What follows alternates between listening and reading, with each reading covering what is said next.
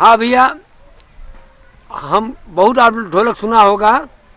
हम एक ढोलक बाजे कि डुक्कर बड़ा डीजे पर लोग डुक्कर सुने, हम आप ढोलक पर डुक्कर बजा के दिखाता हूँ और डुक्कर पर गाना गा सुनाऊँगा। सुनो।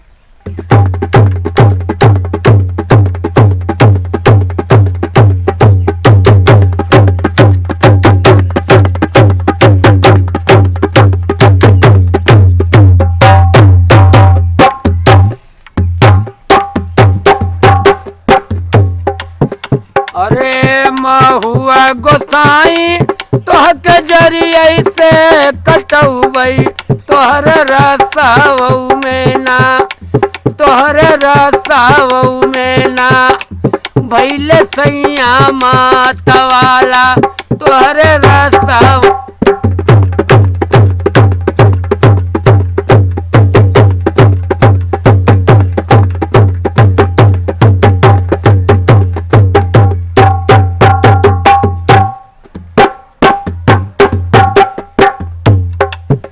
अरे चलिया लबेली तोहरे को छावई में भेली, तनी मंगनी आई दई दहना, तनी मंगनी आई दई दहना, अपन नैहर कई समानी यही मंगनी आई दई।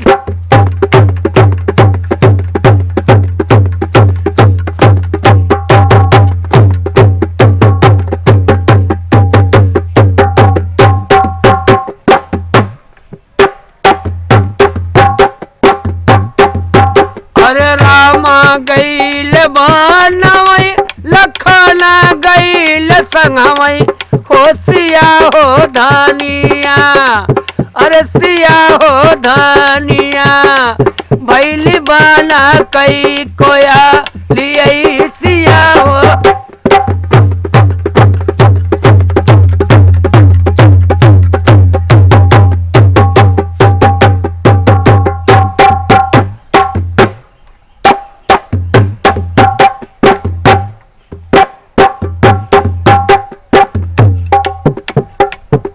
बड़े घर हो तू बेटी बाबूनी कहई, तू हई कहर वैसा हवा, हई कहर वैसा हवा भरबू कुआ ना कपनी कहर वैसा, आ भरबू कुआ ना कपानी कहर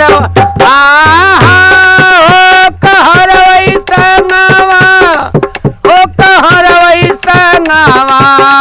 हो कहर वैसा भरबू कुआ ना कपानी